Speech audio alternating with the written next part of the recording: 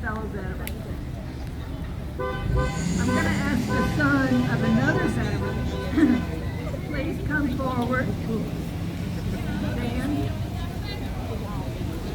Dan's father is a World War II veteran who celebrates his 100th birthday this month. Dan's wearing his dad's insignia today. Just a little background on Yosh Nakamura, his father. His mother died before he was 6. When he was in high school, he was such a beloved student, he was elected president of the service club at his high school. While he was still a teenager, he was taken from his school and put in a Japanese internment camp with his family. When his good friends at school learned what happened, he sat down on the schoolyard and cried. I dare say that there are many families and friends who are in that situation today. When Yosh turned 18, our government went to him and asked him 2 questions. Would he renounce his loyalty to the Japanese emperor and declare his loyalty to the United States? These must seem like strange questions to this teenager, given that he was born in this country, was a U.S. citizen of naturalized citizens. He answered yes to both.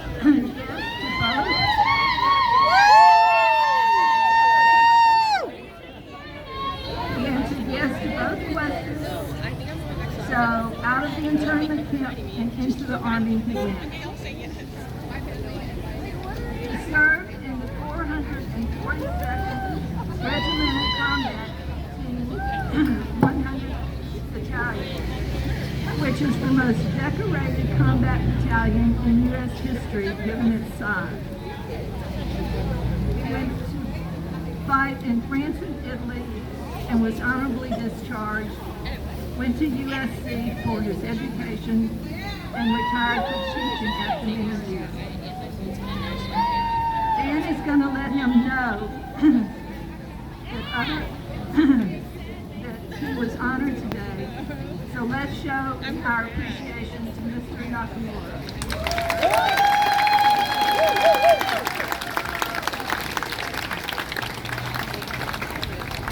As an aside, the 442nd was one of the names scrubbed, along with the Tuskegee Airmen and the Enola Gray airplane, as part of Trump's DEI orders. I think they were later reinstated after a public outcry. When I was in Miss Higginbotham's 10th grade civics class, we had to memorize the preamble to the Constitution, which is the longest-serving Constitution in the world, and the document to which veterans pledge allegiance. This preamble outlines the goals and aspirations of the kind of government our founders sought to establish. We, the people, in order to form a more perfect union, establish justice, ensure domestic tranquility, provide for the common defense, promote the general welfare, and secure the blessings of liberty for ourselves and our posterity. Do ordain and establish this Constitution of the United States.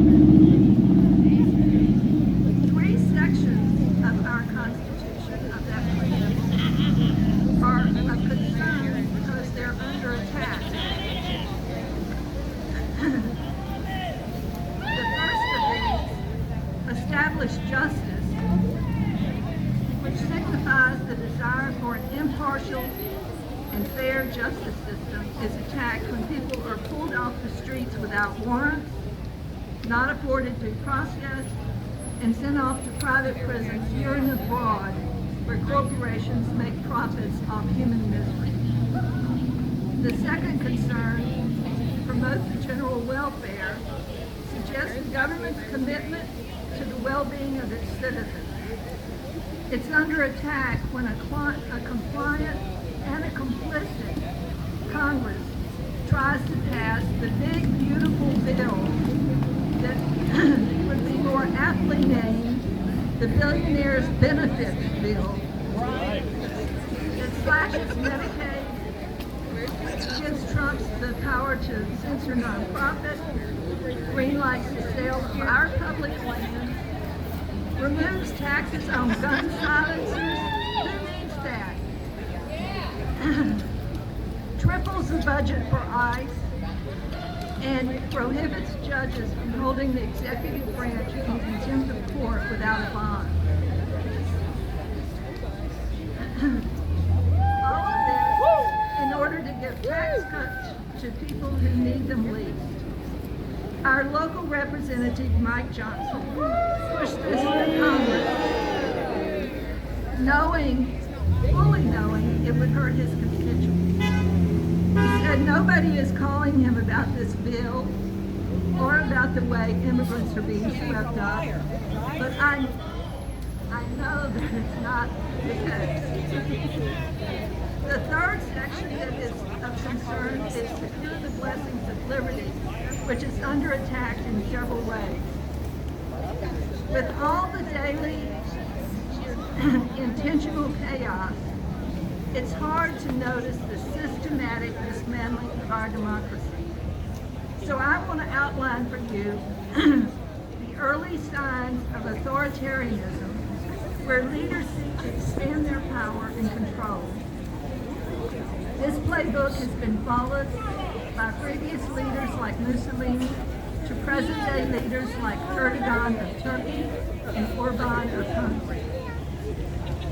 I found it both curious and troubling that our president invited Viktor Orban, the current Prime Minister of Hungary, to Mar-a-Lago right after he was elected and before he was inaugurated. Orban has successfully dismantled his country's democracy.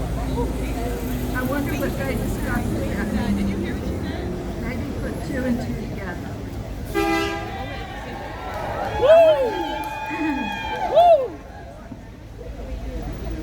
I want to explain to you some of the tactics in the authoritarian playbook, because as I said, it's kind of under the daily chaos and not so easy to see. You start by eroding democratic norms and institutions. Authoritarians target institutions that are meant to operate independently, such as law enforcement, the justice system, and central banks.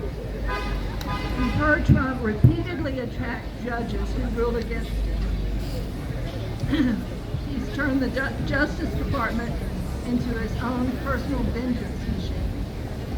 Just this week, he criticized the police department in Los Angeles, spread disinformation about the protest there, and said it would be a good idea to arrest the governor of California.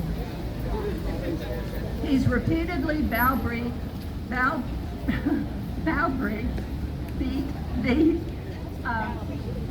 head of the Federal Reserve System, which is our central bank. He wants them to lower interest rates.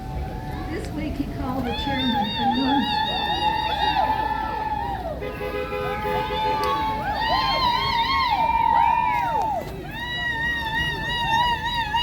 Next, you undermine checks and balances. Authoritarians weaken or bypass systems like legislatures that are meant to limit executive power. Republicans in Congress have simply folded as a check on executive power. The judicial system is the third branch that is meant to rein in executive branch.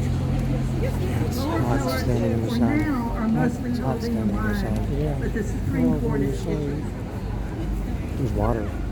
The press There is water. Supposed to be another balancing power. Over here. Trump's attempt to undermine the independent press started in 2015 when he called CNN and other outlets that filed unfavorable reports fake news. Authoritarians need to underline trust She in went the to birth media, this morning. so their was followers going to be will one only me. believe them or believe nobody at all. She had to go. Trump more recently banned the AP from And after the this White one, House she press just room sort of got and from through Air with Force One, 7 other birds. simply because the In the AP past month. refused to call the Gulf of Mexico the Gulf of America. She gets a small break now. He's also filed lawsuits against volunteering? ABC and Yeah. CBS. He's called for cutting the We're funding helping for PBS and crowd control. NPR because he doesn't like their reporting. And he has tried to shutter the Voice of Supporters of Trump America. across the street. It looks like Ask that may be all yourself we why have. anyone would want to Oh, shutter well, good. Voice of America, which is broadcast into authoritarian countries and promoted democracy since 1942.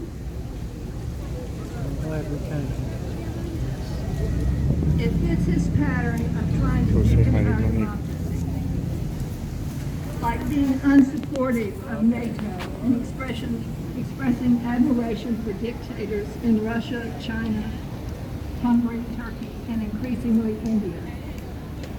The Zelensky ambush by Trump and Vance in the Oval Office was disgraceful. I felt a sense of moral shame at that performance.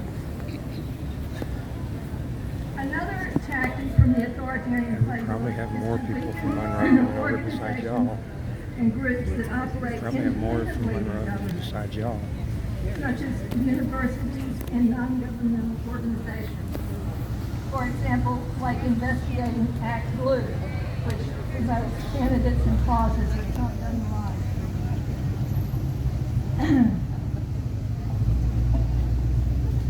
He's also cutting funding for universities and cutting, which affects research for all of us. So much of our research in this country is conducted at universities. Things like that, cutting research budgets, hurt Louisiana Tech, Grambling, and ULM. One thing that happens in democracy when they're in the process of failing is that people start to obey in advance. What this means is law firms, universities, newspapers, or news stations will try to keep their head down and not say or do anything that might be perceived as critical of the government, so as not to be targeted themselves. We've seen this happen already.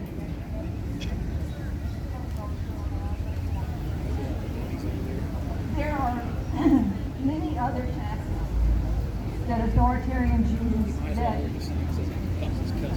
like installing loyalists in key government positions who are not necessarily qualified.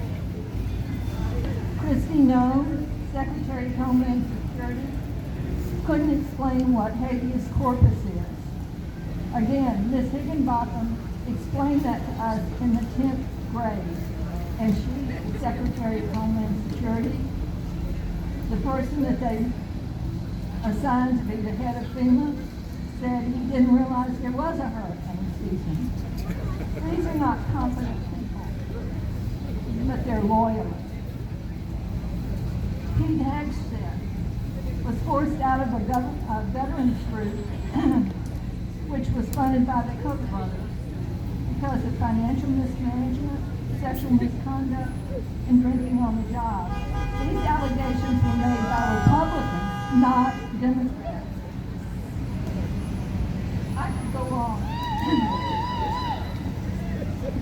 Manipulating elections is a common authoritarian tactic.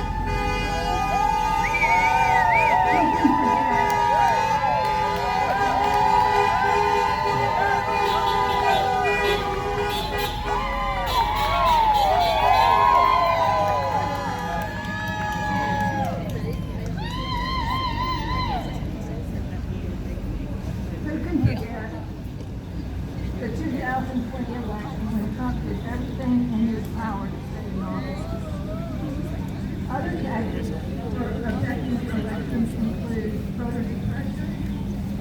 violating election rules, and undermining public trust in the electoral process.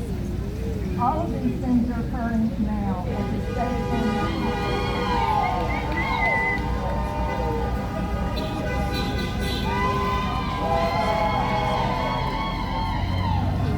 the last way that authoritarians undermine democracy is by stoking division and violence.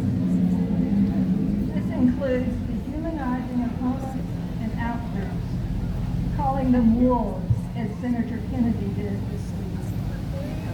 Let's not forget that Trump announced his campaign in 2015 by calling immigrants murderers and rapists. Last year, he tried to convince us they were eating the cats and the dogs. Hitler called people vermin. Trump called Newsom Scott.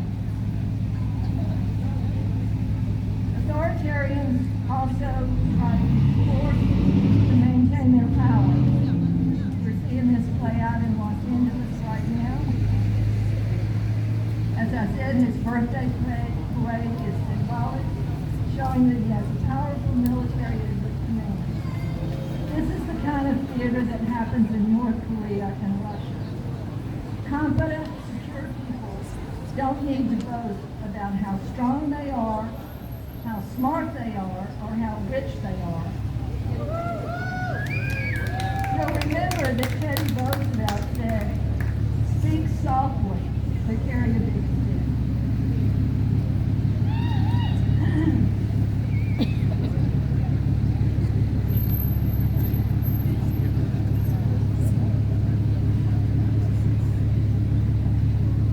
Another part of stoking division is threats against and violence is threats against members of Congress and the judiciary. Congressional members, threats against congressional members have gone way up, and they fear for their lives. It's not only Congress who's afraid. 2 women told me they wanted to come today, but they are afraid they will lose their You jobs. want some water? Do you need water? Do you need water? This kind of division and condoning violence. Might bring your own. It's dehumanizing other people. I didn't vote for Trump, but I have friends and family who did, and I know them to be good people, generous and kind people. Some of his voters have regrets about their vote after learning about what's in the big beautiful bill and after seeing them go after immigrants who are not gang members, but just trying to make a decent life for themselves.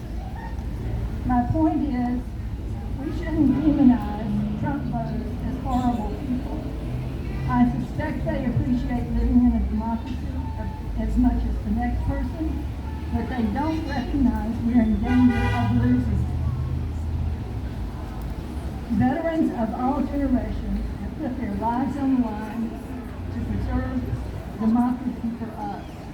We're in a moment that has moved beyond partisan politics. I tried to explain to you and outline some of the tactics that are being used that are going on under the radar and you're distracted by because of the daily drama, which by the way is intentional.